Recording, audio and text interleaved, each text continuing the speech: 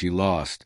She walked off center court with no trophy, no trip to the quarterfinals, nothing on the record but a defeat.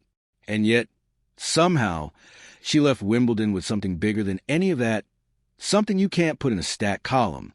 Respect. Not the polite kind athletes get for showing up, the kind that quietly changes how an entire sport talks about you.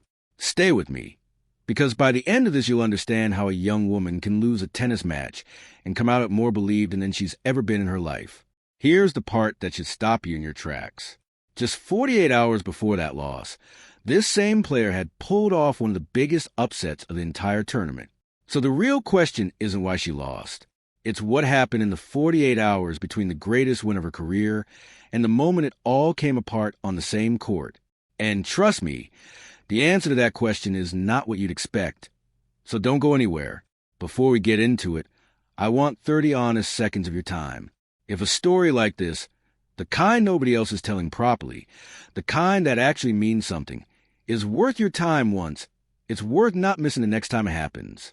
Subscribing isn't a favor to me. It's you making sure you're already here the next time an athlete does something worth talking about. So go ahead, tap subscribe right now, because what you're about to hear is going to make you glad you did. And there's a lot more of this coming.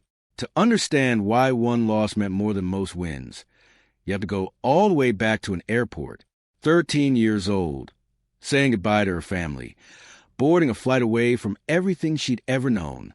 That's Eala, years before anyone outside the Philippines had heard her name.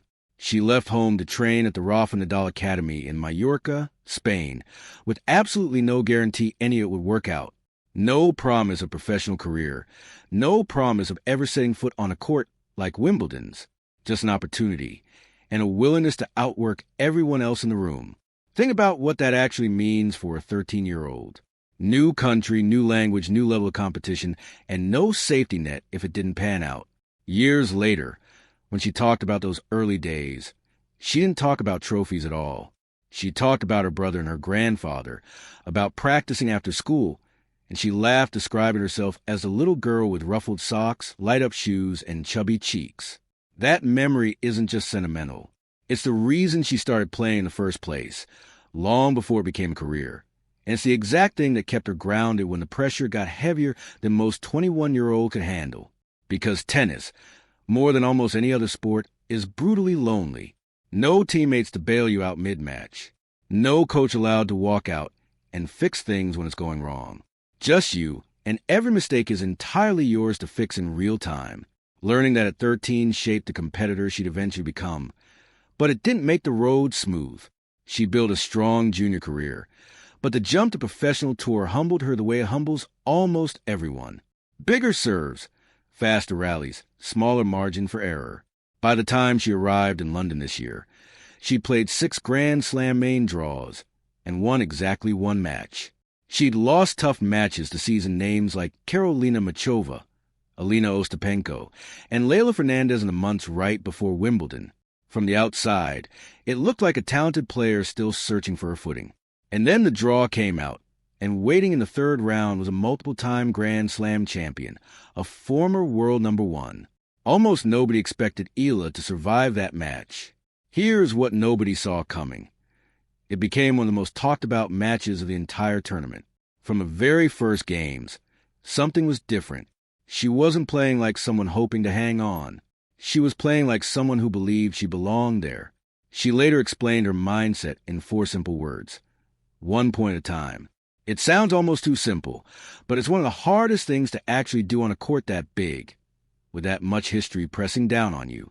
The first set turned into one of the most gripping battles of the tournament, all the way to a tiebreak, where her opponent held 2 set points. 2.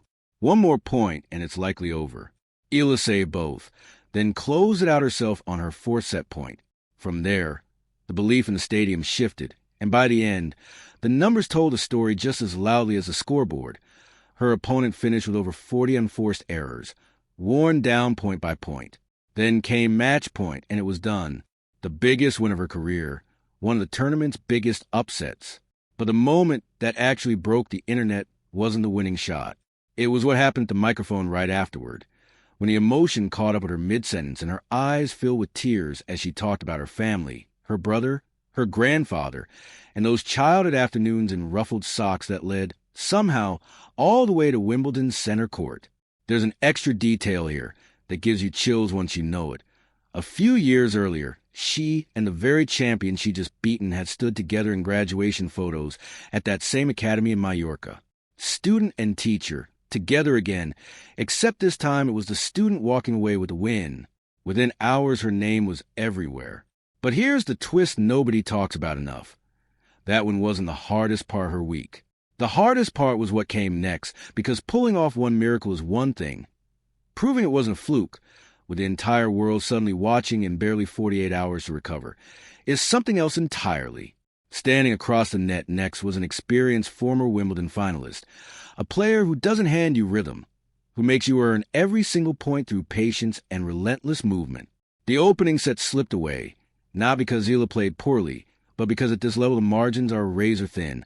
A missed first serve here, one lost point there, and the set is gone. This is exactly the moment where young players usually fade after an emotional high, like the one 2 days earlier. Instead, she slowed everything down and trusted the process. Then came the moment that decided everything about how this story would be remembered. Serving at love 40, facing 3 break points in a row, one slip away from the match slipping out of reach entirely. She saved every single one of them and held serve. It wasn't the loudest moment of the match, but it was a one where you could feel the entire crowd understand exactly what they were watching. Not a lucky win 2 days earlier, but genuine character under real pressure. She rode that surge to take the second set and force a decider, and for a moment, it felt like lightning was about to strike twice on the same court. It didn't. Her opponent's experience showed in the biggest moment of the final set, and the match ended in defeat. But watch what happened as Eala walked off. The applause wasn't a sound of sympathy for a fourth-round exit. It was a sound of recognition, of a crowd realizing they'd just watched someone arrive, not fade. And what she said afterward is the real reason this story traveled the way it did. No blaming the schedule, no blaming the surface. Just, everyone has days where they don't play their best, and that's part of the job. That kind of honesty doesn't trend the same way a meltdown does. But inside professional sport, it's one of the clearest signs that someone is built to last.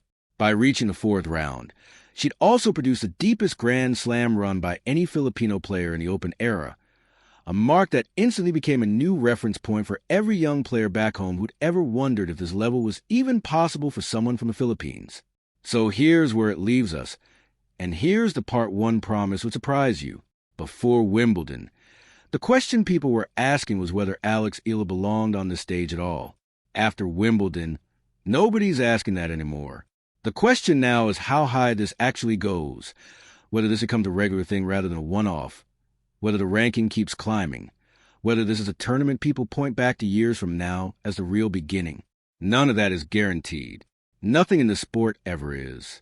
But somewhere in the Philippines right now, there's a kid picking up a racket because of what she watched happen on that court, and that, more than any trophy, might end up being the most lasting part of this entire story. Her next chapter starts soon, and there will be tougher matches and harder losses along the way. That's simply the nature of this sport. But if you want to be there the moment the next one happens, make sure you're subscribed, because this story is only getting started, and something tells me the biggest chapter hasn't been written yet.